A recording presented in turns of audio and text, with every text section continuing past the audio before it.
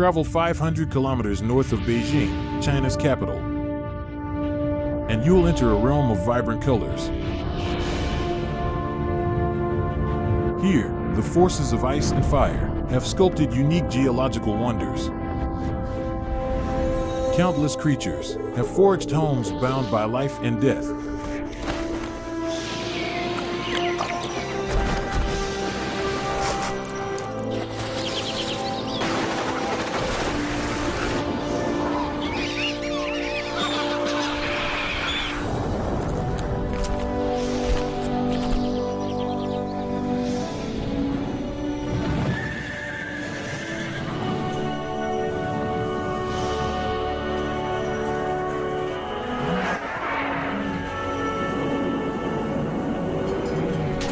This vast land of mountains, grasslands, lakes, and sandy lands challenges life with extremes: drought and moisture, abundance and scarcity, harshness and gentleness.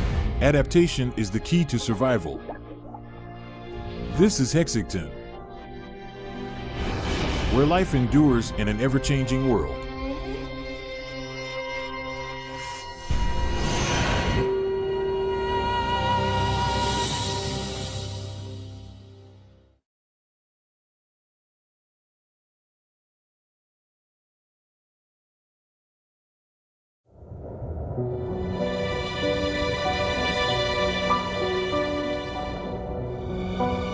In late spring, the land of Hexigten is finally covered in green.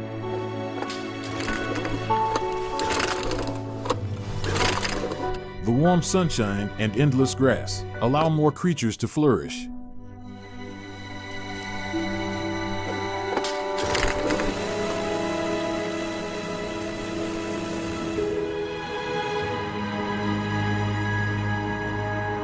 On the grasslands, sandy lands, wetlands, and islands, life is being nurtured in various hidden places.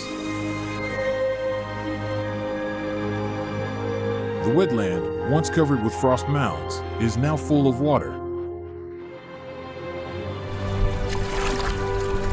In order to capture the moments of birds' birth, photographer Liu Ning paddled a kayak into the wetland to find bird nests.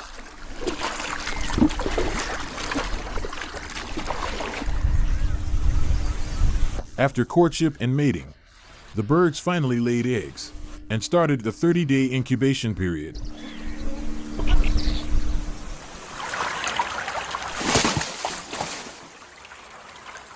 The grebes who arrived the earliest also laid eggs. Once the egg's location is determined, we may be able to record the moment of the birth of babies.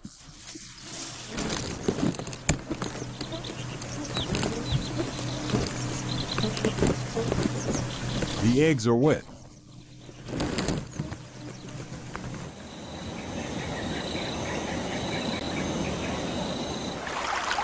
In the wetland, a pair of grebes are playing. Their eggs are hidden on the island near the shore. A herring gull lands. It dives into the grass and sits on gently.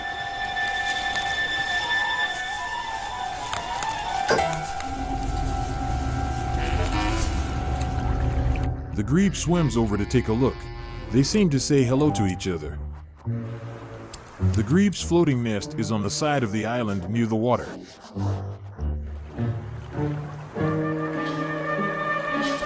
Grebe's feet are adapted for diving, not walking. Yet, to ensure the safe arrival of their offspring, they persevere.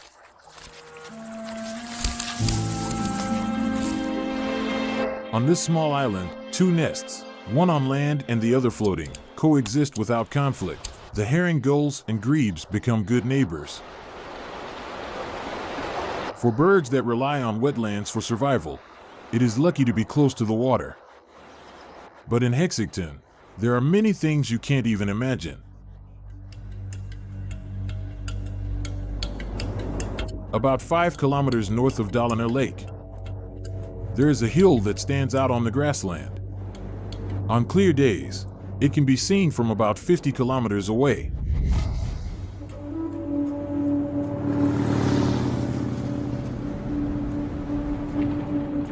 From a distance, The hill resembles an anvil used for forging. Hence the locals call it Zhenzi Hill. Ravaged by nature, Zhenzi Hill looks as if it had been chopped by axes. The rocks scattered around are messy, revealing the mottled black. Goats are experts at climbing high. The grass and bushes on the hill lure them to graze.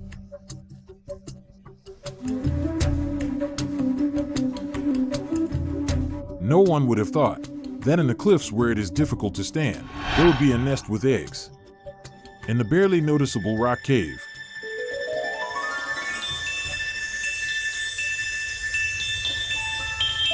wrapped in warm feathers, the babies are quietly growing.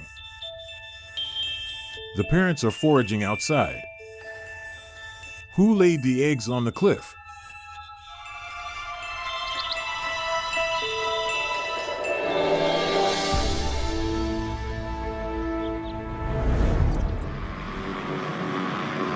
If humans can fly like birds, we will be able to have a broader view. On the grassland west of Dalinor Lake, there are many hills showing up out of thin air, like Zhenzi Hill. In fact, they share a common origin.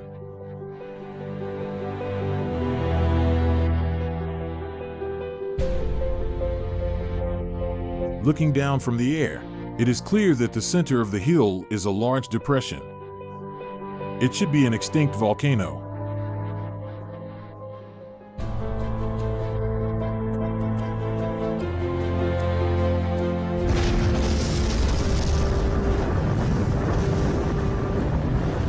Geologists have proven that from 100,000 to 10,000 years ago, there were several intense central volcanic eruptions, which created dozens of spectacular volcanic sites. Geologically, they are known as the Dalinor Volcanic Group.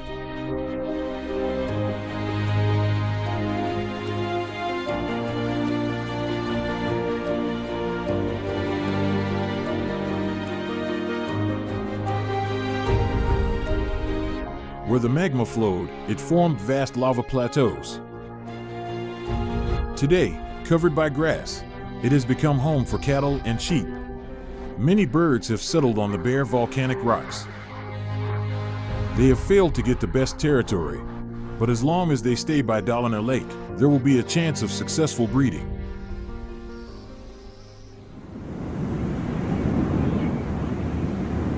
Only birds who are not afraid of dangerous places dare to live on Zhenzi Hill.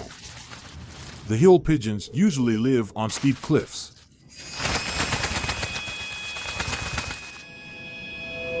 Could they be the owners of the eggs?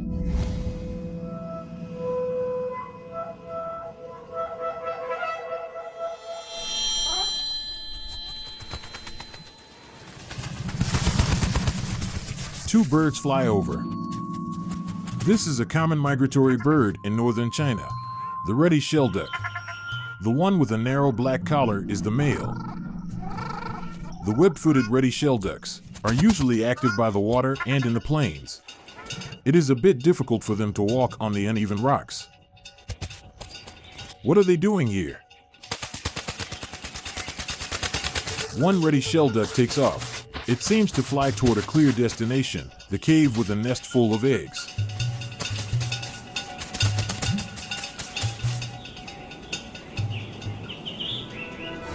It turns out to be the Ruddy shelduck's nest. The female sits down in the best possible position to warm the eggs with its body. The male, however, watches vigilantly nearby. Why do the Ruddy shelducks, who originally nested by the water, choose such a place to hatch their young?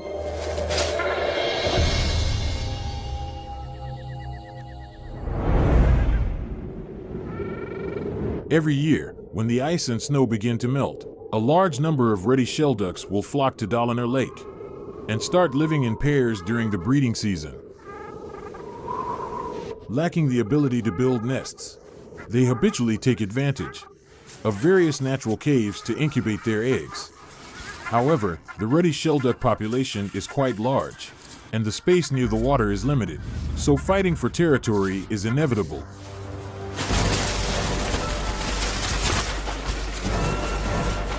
In a small pond near Dalinor Lake, two pairs of Ruddy shelducks start a fight for territory. The one who has the upper hand will never give up easily. One pair is reluctant to leave, and the other is in hot pursuit. Eventually, this pair of Ruddy shelducks are driven out of the enclosure. Unable to find a nesting site near the water, the defeated pair has to search for a nest further away.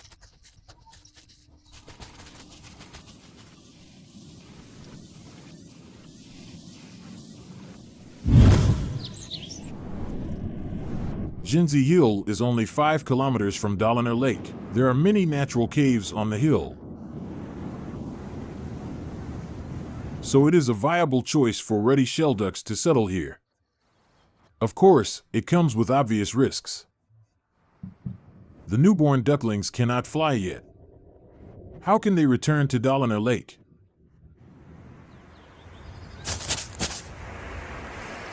The eggs on Zhenzi Hill are not only the future of the Ruddy shelduck family, but also conceal a secret. A story about the birth of Dalinor Lake, and a legend of ice and fire.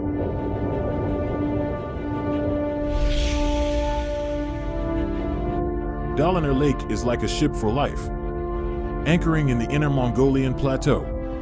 It has turned the surrounding grasslands, sandy lands, and wetlands into a vast biological world, all of which happened in the more distant past.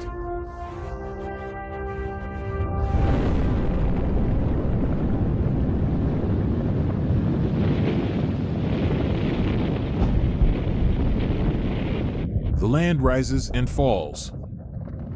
With the activities of Dalinor volcanic group, the upwelling of magma caused the strata to sink relatively in the surrounding areas, and the basin of the ancient Dalinor Lake was formed in the lowest part of the depression. The water and streams gathered in the depression, which finally became a lake on the grassland. This is the birth of Dalinor Lake.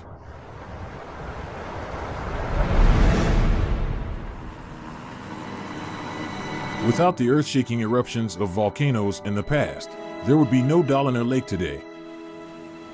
Of course, Dalinor Lake has witnessed dramatic changes over time. From a distance, there is a circle of naturally formed exposed area on the hillside of Zhenzi Hill. Scientists believe it is a mark left by long-term water immersion.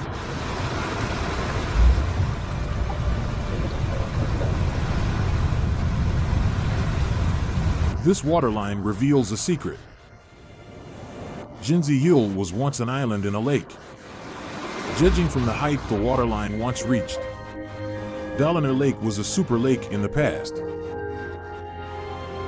This is beyond people's imagination, but it helps explain the presence of the Amoride in Dalinor Lake. More than 30 kilometers southeast of Dalinor Lake,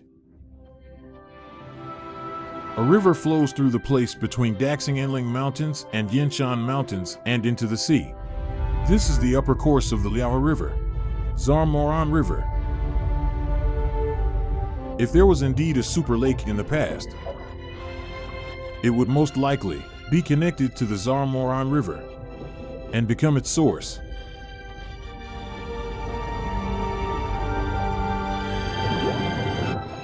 So Amoride living in Liao River would possibly enter Dalinor Lake via Zarmoran River and start the difficult and long evolution in the lake.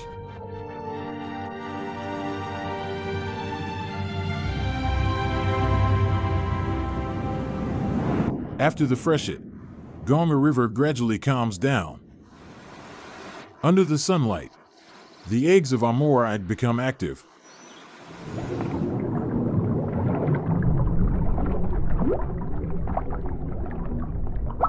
The larvae jump restlessly in the yolk sac.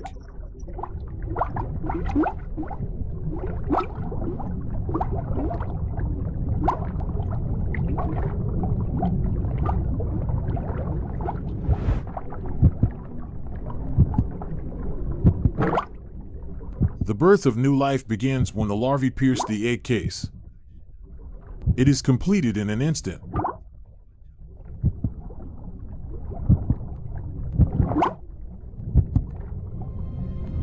The fries are only 2 or 3 millimeters long.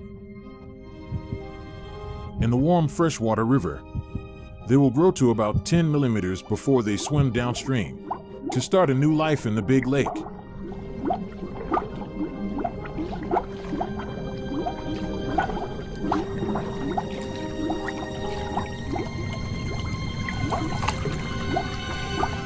If all goes well, they will swim upstream in the spring 3 years later and complete a new life cycle in the small rivers around Dalinor Lake.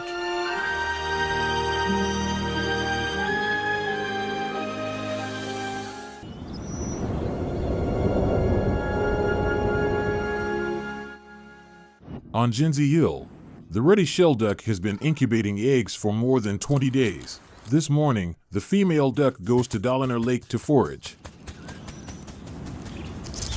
2 ducklings suddenly break out of their shells. Without the protection of the shells, they have to hide themselves among the other eggs. Based on our filming experience, all the eggs will hatch within 1 day, from the time the first duckling hatches.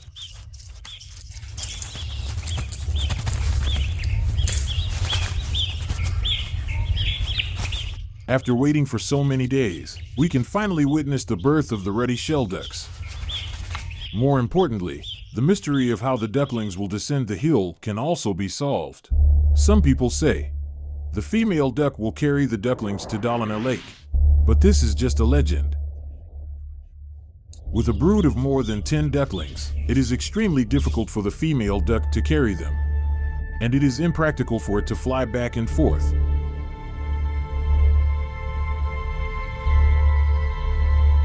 It seems that the only choice for the Ruddy shelducks is to walk down the hill. Measurements show their nest is perched 100 meters above the slopes of the hill. The descent involves 3 sections. First, a 15-meter high precipice. Second, a slope covered with rubble. And third, a more than 30-meter high vertical cliff. Each section poses significant risks. How will they make it through this journey? When the female duck goes out to forage, the film crew climbs up the precipice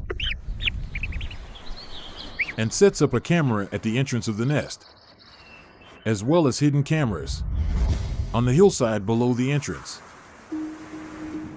We expect the Ruddy shelduck family will descend the hill from the south side of Zhenzi Hill, which is the shortest path to Dalinor Lake. Therefore, we've parked more than 200 meters away on the south of Zhenzi Hill.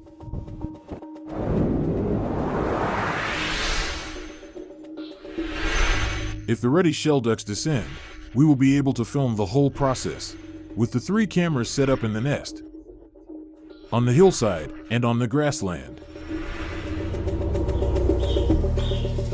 Several hours later, all the eggs have successfully hatched. The ducklings and their mother crowd in the small cave. Flying is a skill that they will acquire after 2 months. These little guys cannot stay in the cave forever. They are waterfowl, and their food is in the water. After the birth of the ducklings, getting them down the hill quickly is a problem the Ruddy shelduck couple has to face, but it is too late today. They will wait another night before leaving the nest.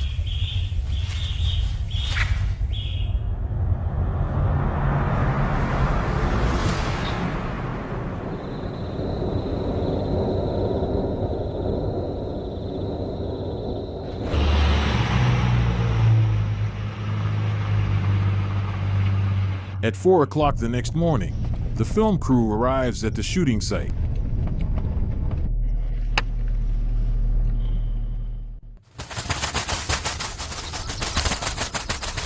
The day breaks at 5 o'clock in the summer on the grassland.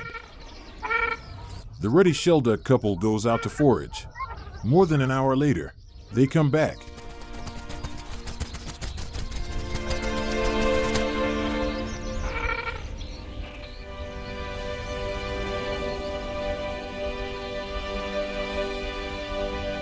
The female duck observes for a while before it enters the cave. The male stands high and looks at the sun, waiting anxiously for the sun to rise.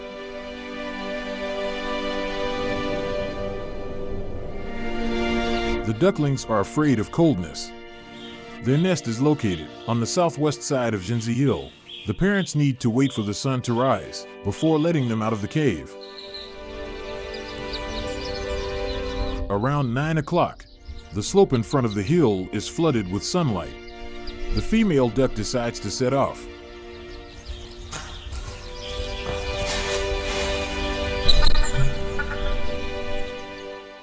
A few cows walk to the slope in front of the hill, perhaps worried that the cows would disturb the ducklings.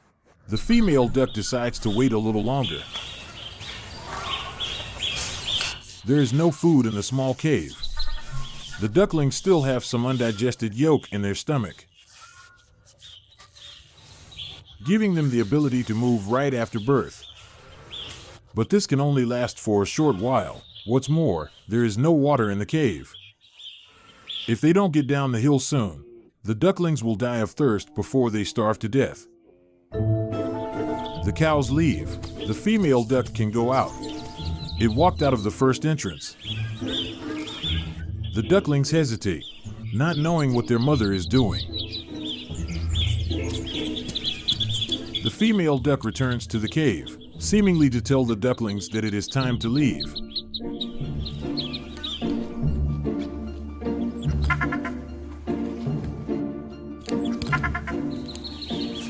They finally step out of the first entrance. Strangely, the female duck returns again.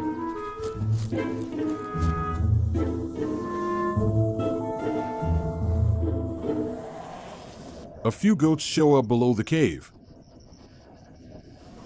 They line up there, blocking the path of Ruddy shelducks.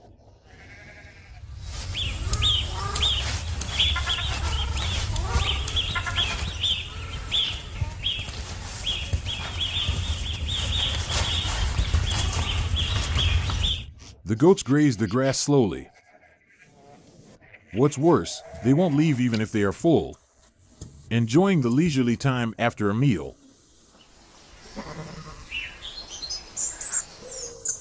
The morning will pass soon. The female duck frequently peeks out from the nest.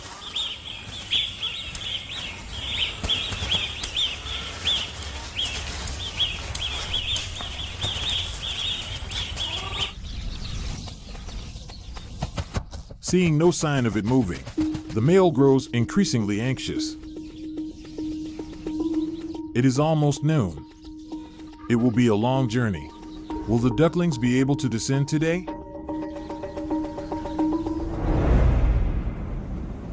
As June arrives, the small rivers by Dalinor Lake are once again filled with fish. The crucian carp in Dalinor Lake start to migrate. They will set off after Amorite finishes their breeding process. This is the tacit understanding between different fish, as well as the clever arrangement of nature.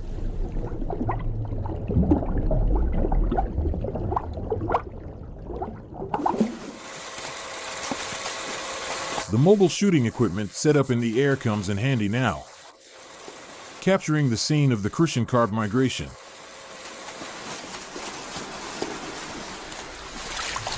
After a short journey in the water, the crucian carp enters the marsh with gentle currents. The occasional splash tells people that this is a courtship.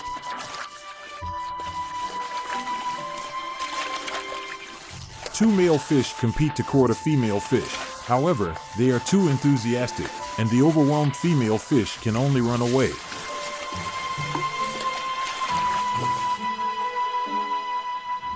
Time ticks by. Shortly before noon, a turning point appears. The shepherd shows up and stops the goats, creating an opportunity for the female duck.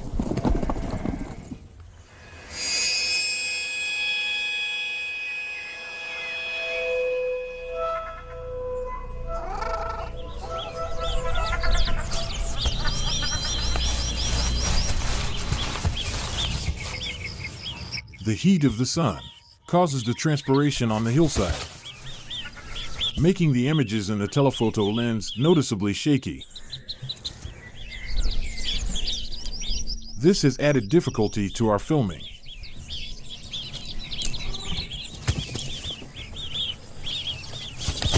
An astonishing scene unfolds. The female duck abandons its instinct to fly and chooses to fall freely. Demonstrating to its ducklings. The ducklings follow closely behind their mother.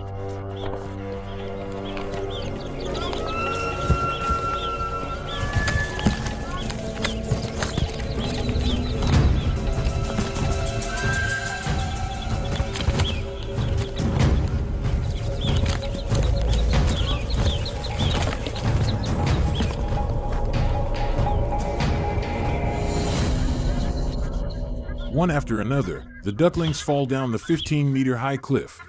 The camera set up under the cave has captured their images. The Ruddy shelduck family has successfully conquered the first hurdle.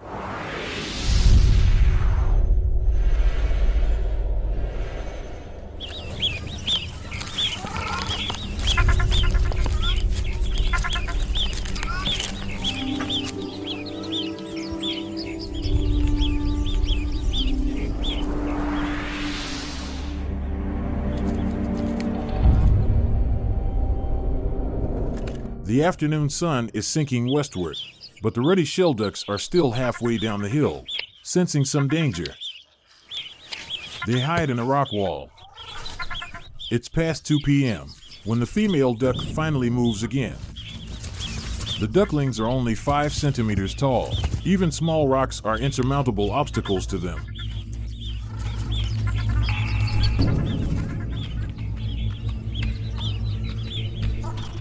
Moreover, the slope of the second section is extremely steep, and a slight misstep could cause them to fall. Although it won't be fatal, it will separate them from the family. During the treacherous journey, ducklings that fall behind would be unable to rejoin the flock.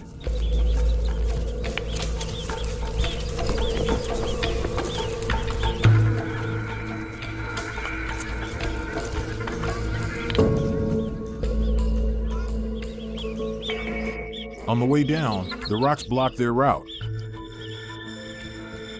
To ensure they stay on course, the male and female ducks take turns climbing up to observe the terrain.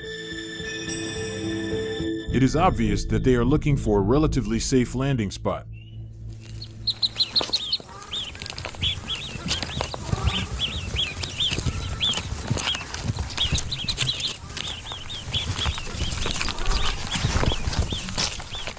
Fortunately, they appear in the direction our telephoto lens points to.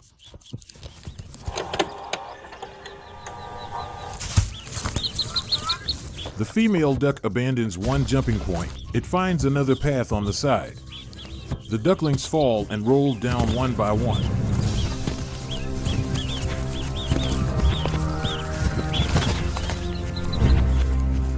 The Ruddy shelduck family continues their difficult journey on the hill. Finally, they reach a flat area. Seeming a little tired, the female duck decides to take a rest. The third section of the descent is a 30-meter high vertical cliff. The final challenge for the ducklings is about to come. The impatient male duck arrives at the landing point early and wanders around anxiously.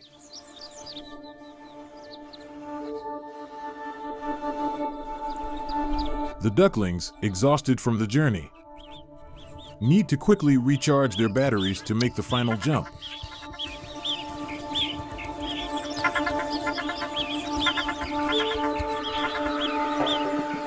To keep the ducklings alive, they must go to Dalinor Lake.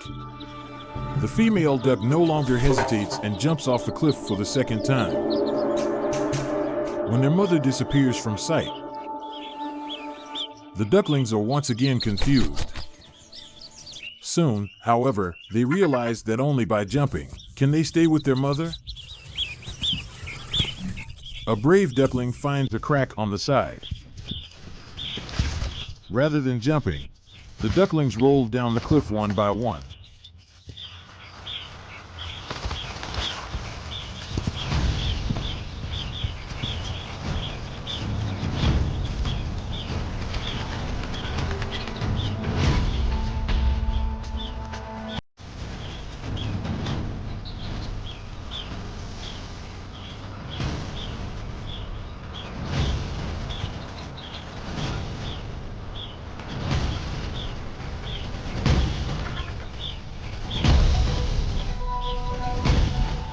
The male and female ducks count them.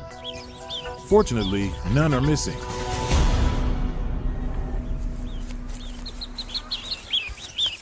After going down the hill, they enter an open area with no protection. The remaining journey will be more dangerous. The male and female ducks keep calling to remind the ducklings not to fall behind. They take turns watching for danger and leading the way.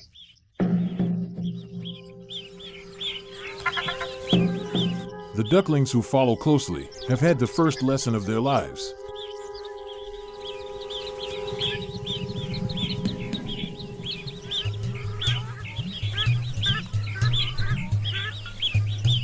After leaving the rocky Zhenzi Hill, they are about to cross the open grassland as soon as possible.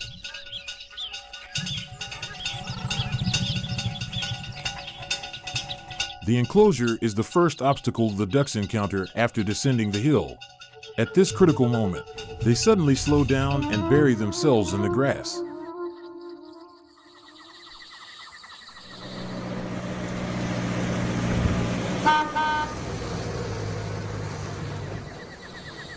The ducklings stay motionlessly like well-trained soldiers.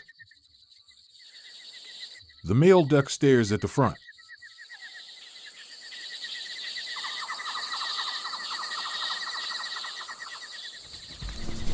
Half an hour later, they begin to move after confirming there is no danger. To prevent the ducklings from getting caught on the wire, they have to choose a safe passage. At 7 o'clock in the evening, the sun sets. After 13 hours of trekking, the Ruddy shelduck family finally approaches the lake. They have to cross the last enclosure.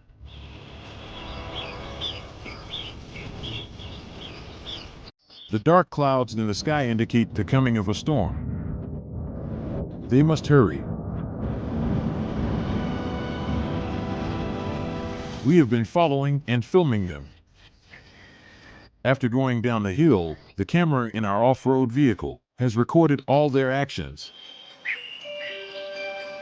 The road on the grassland has split the ranges of wild animals. Speeding cars and motorcycles pose a deadly threat to the ducks.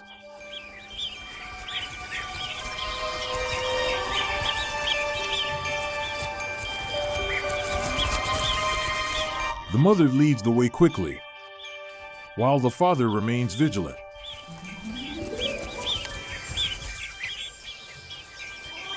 Thanks to their innate caution, the Ruddy shelducks manage to cross the final obstacle.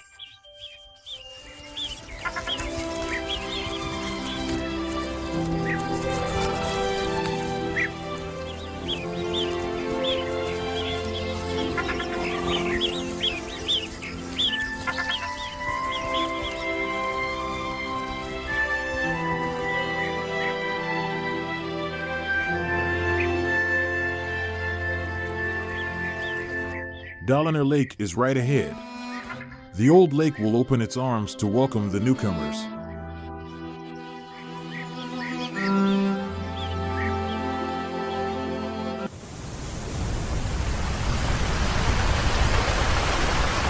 If Dalinor Lake were still a super lake, the Ruddy shelducks on Zhenzi Hill wouldn't have to go through such a difficult journey. In the long history of Dalinor Lake, the super lake was just a flash in the pan. What exactly happened back then? In June, Hexigten Granite Forest presents its most beautiful moment. The forest seems to be an extraterrestrial creation, but has been carved and polished by some mysterious force. What is confusing is that the rocks in various weird shapes are hard granite. Granite is an igneous rock formed through the cooling of magma. During the cooling process, the magma contracts, creating various horizontal and vertical fissures inside the granite.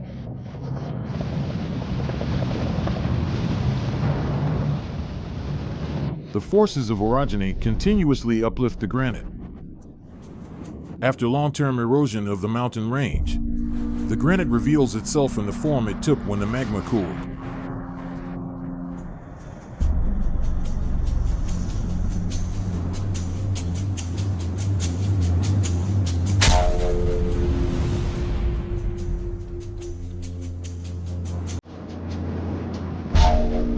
The granite forest with horizontal joints forms shapes of layer cakes.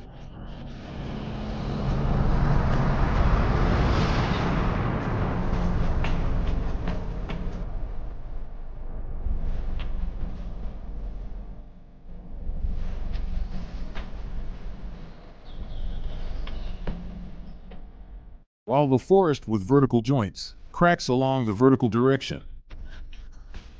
The hard rock appears as if it were chopped by a knife, leaving two tall buildings facing each other. The locals vividly call them skyscrapers.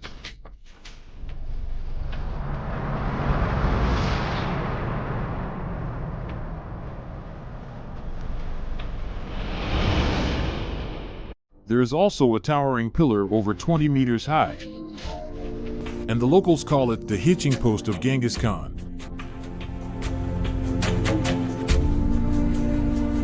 It requires imagination to name these rocks, but it takes the power of science to explain their origins.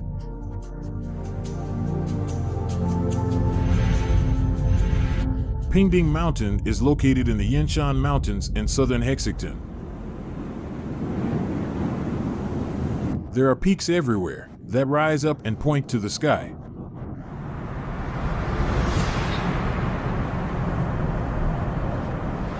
Flying along the ridgeline, you will find scenes similar to Hexigten. The sharp ridges extend far into the distance, but they are still steep and precipitous with high mountains and deep valleys.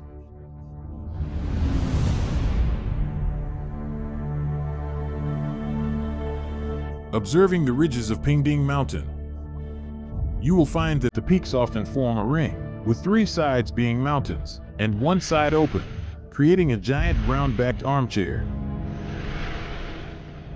There is only one explanation for all this, and that is glaciers.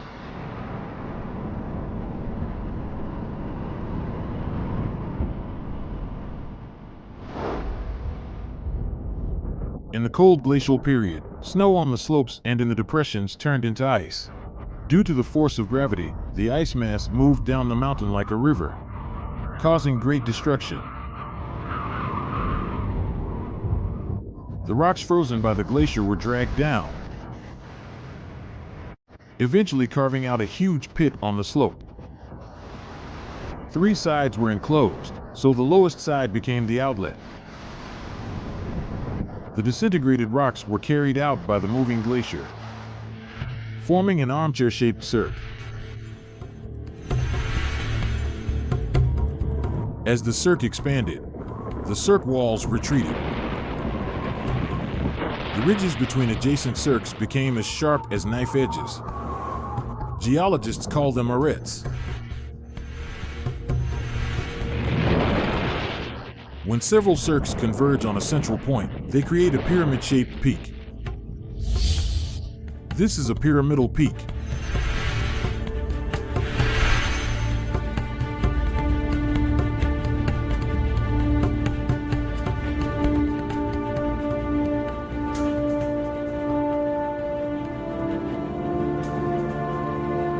The cirques, arêtes, and pyramidal peaks are well-spaced and interspersed, indicating that Hexigten has experienced repeated effects of alpine glaciers in history. Now, let's take a look at how the Hexigten granite forest was formed. Looking down, we can see the granite forest lines up intermittently, stretching along the mountaintop. Clearly, these are remnants of arete and pyramidal peaks. Glaciers disappeared after creating them. The strong winds and snowstorms of the Mongolian plateau continue to ravage the stones. The continuous aretes broke into isolated stone walls, and the towering pyramidal peaks became stone pillars. Scientists successfully unveiled the origins of Hexigten granite forest, and they have an accurate name: the glacial stone forest.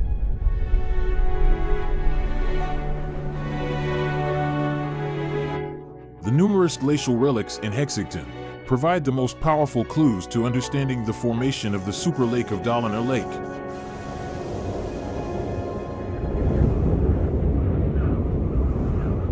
In the past 2 million years, the Earth has entered a relatively cold period every 100,000 years or so. The most recent glacial action ended more than 10,000 years ago.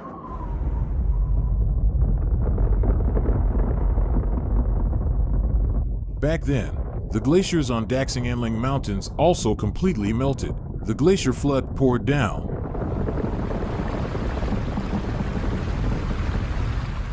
The basin of Dalinor Lake was filled to the brim, and the lake water overflowed onto the grassland. According to estimates, the maximum depth of Dalinor Lake exceeded 80 meters, with an area of over 3,000 square kilometers. The Zhenzi River, which is 30 kilometers away today, was the outflow channel of Dalinor Lake. That was the most glorious period in the history of Dalinor Lake. The vast lake in northern China was connected to the see-through rivers, with fish traveling freely between rivers, the lake, and the sea. The surging glacial meltwater created the super Dalinor Lake of that time. Once the glaciers melted completely, the water supply returned to normal levels.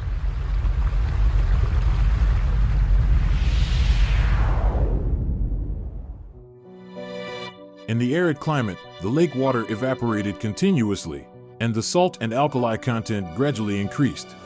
The freshwater fish that originally entered Dalinor Lake through the Zhenzi River disappeared, leaving only the amuride and crucian carp to survive tenaciously. They live in alkaline water and breed in freshwater, not only maintaining the prosperity of their group, but also developing new species.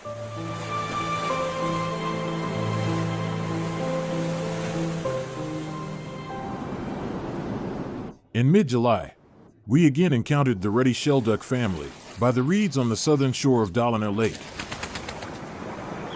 The ducklings have learned to search for food in the water by themselves. The parents still devote all their love to their children.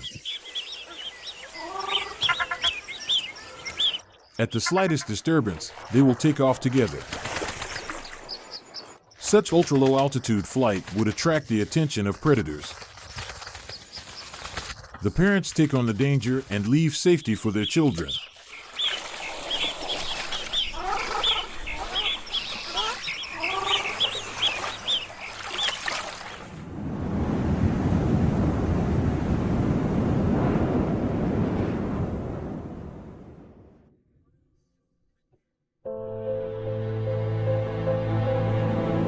On this ancient and ever-changing land,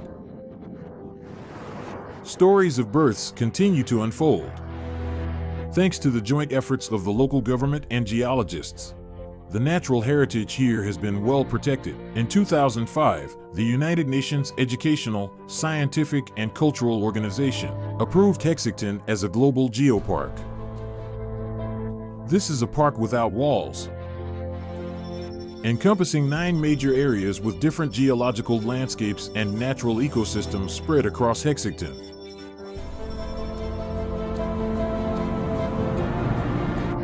These natural wonders, seemingly to be created by gods, have attracted countless pilgrims. In their unstoppable natural evolution, there have never been so many spectators. Only today are they regarded as natural treasures.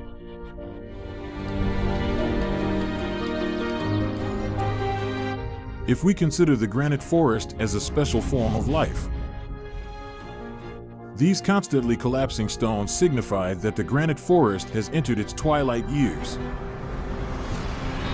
Thanks to Hexigten, people can reevaluate the value of the wilderness. These seemingly desolate ridges, the grassland where flowers bloom and wither, and the birds coming and going every year, embody the most authentic and primal forces of the world. These stones that have traveled through long periods of time help people see the magnificent process of geological evolution and understand why this land appears as it does. On this vast land, human existence is not the only reality. It may make us feel unimportant, but it does not make us feel helpless, because the survival efforts of every form of life will give us courage and strength.